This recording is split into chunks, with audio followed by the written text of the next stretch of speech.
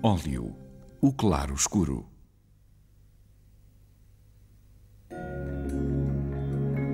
O claro escuro é uma técnica que cria efeitos de grande dramatismo no quadro, acentuando os contrastes entre as zonas de luz e de sombra. O grande mestre do claro escuro foi Caravaggio. A partir da sua obra, o claro escuro tornou-se um dos principais recursos do desenho e da pintura.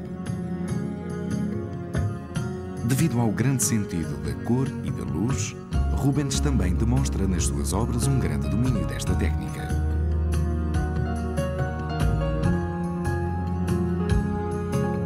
Neste momento iremos utilizar o óleo para desenvolver a técnica do claro escuro.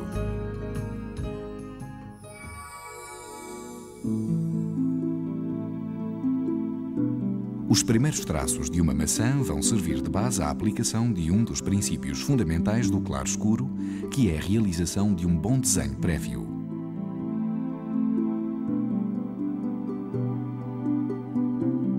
Com o esboço vamos diferenciar as zonas de luz e de sombra da fruta.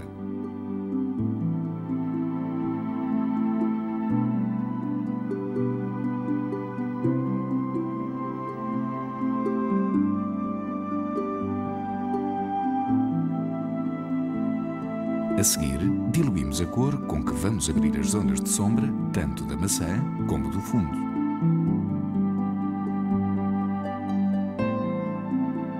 Pintamos a zona de sombra da maçã de carmim.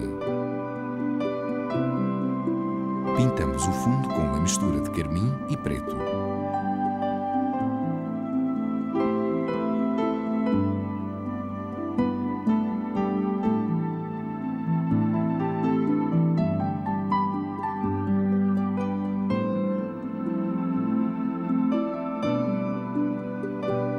Aplicamos traços livres ao fundo que rodeia o fruto.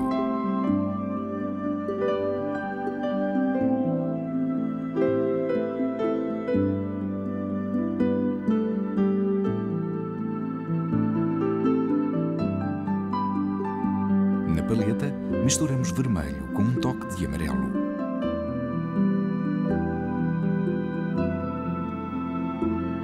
Com este novo tom mais luminoso e mediante traços mais livres, representamos a zona mais luminosa da maçã.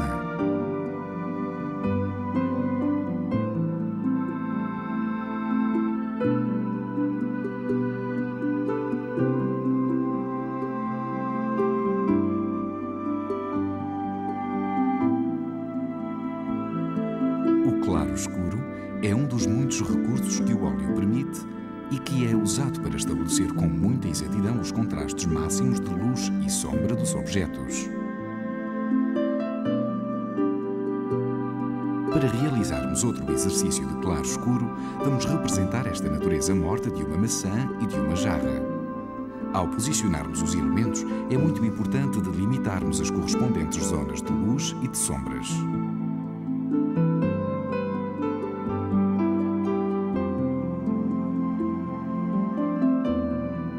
Nesta natureza morta, tal como no exercício anterior, começamos por intervir com uma cor semi-diluída nas zonas mais escuras, a fim de as separarmos das zonas de luz.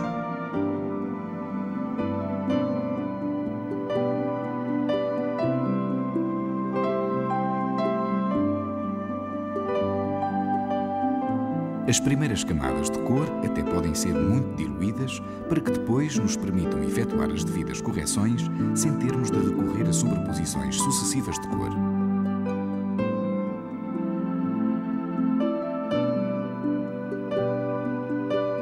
Consoante a luz incida sobre eles, usamos misturas de carmim, preto e castanho em diferentes proporções para a sombra dos elementos do fundo e da superfície.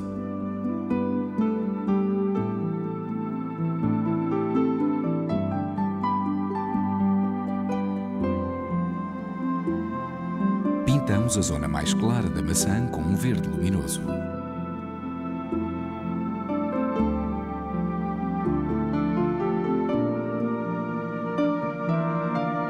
Na paleta, misturamos castanho claro com um pouco de amarelo que aplicamos na zona mais luminosa da jarra.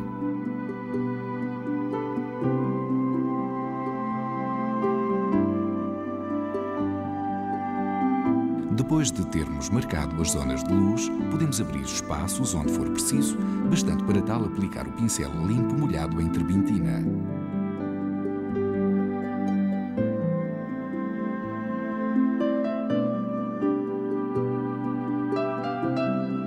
Para realizarmos um bom claro-escuro, é muito importante observarmos a diferença existente entre o fundo e a figura de um modelo e, a partir daí, estabelecermos o grau de contraste entre as zonas de luz e de sombra.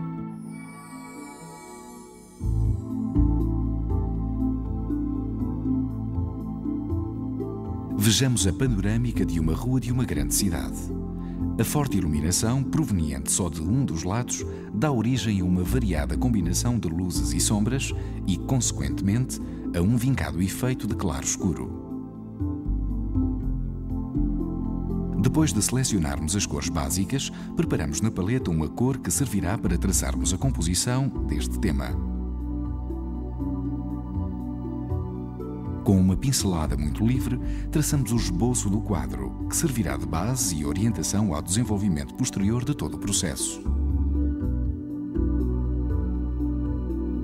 Marcamos os elementos que intervêm na perspectiva.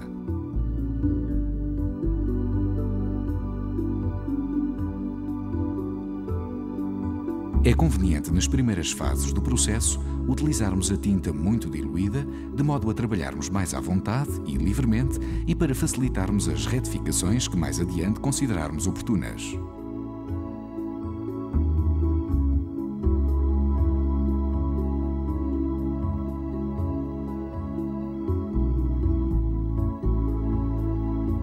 Depois de estabelecido todo o conjunto da obra, passamos à fase das manchas, que serve para delimitarmos os pontos de luz e de sombra, prescindindo momentaneamente dos pormenores.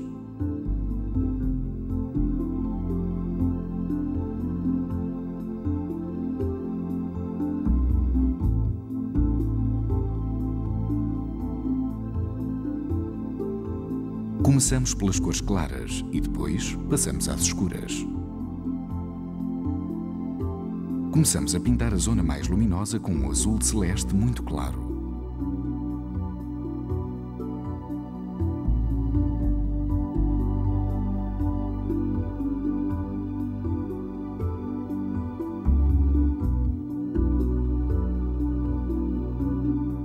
Para resolver o espaço existente entre o céu do fundo e o começo da rua, usamos a mesma tonalidade de cor, mas escurecida com cores menos luminosas.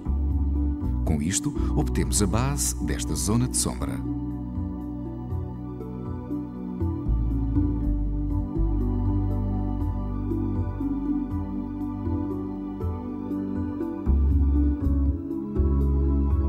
Seguindo o mesmo sistema, resolvemos a zona escura do primeiro plano.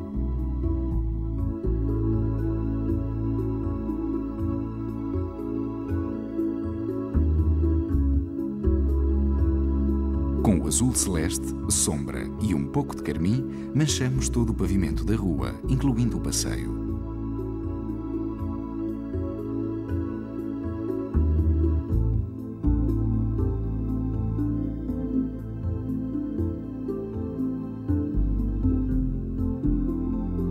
Com tons vermelho escuro e um toque de azul, colorimos o primeiro edifício da direita.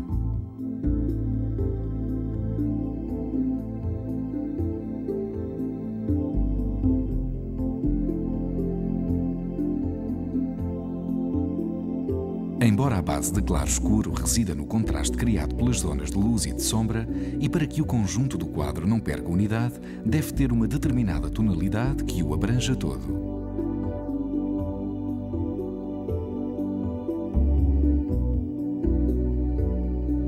Depois de resolvermos toda a coloração do quadro, devemos centrar-nos nos pormenores que definem aquilo que queremos representar e, sobretudo, que ajudam a criar impactos de luz.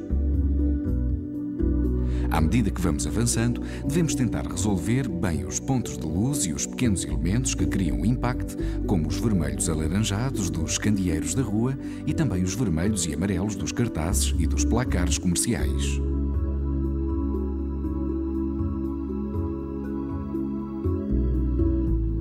O O ponto final deste exercício é uma revisão do conjunto que inclui a resolução dos últimos pormenores, a tonalidade geral, a fusão e o contraste cromático.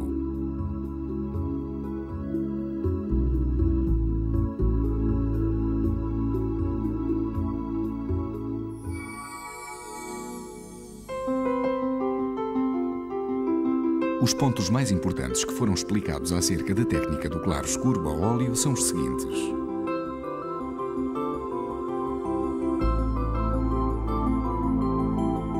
É aconselhável começar um claro-escuro com uma cor bem diluída que separa as zonas de luz das de sombra. As primeiras camadas diluídas devem servir de base às cores mais densas.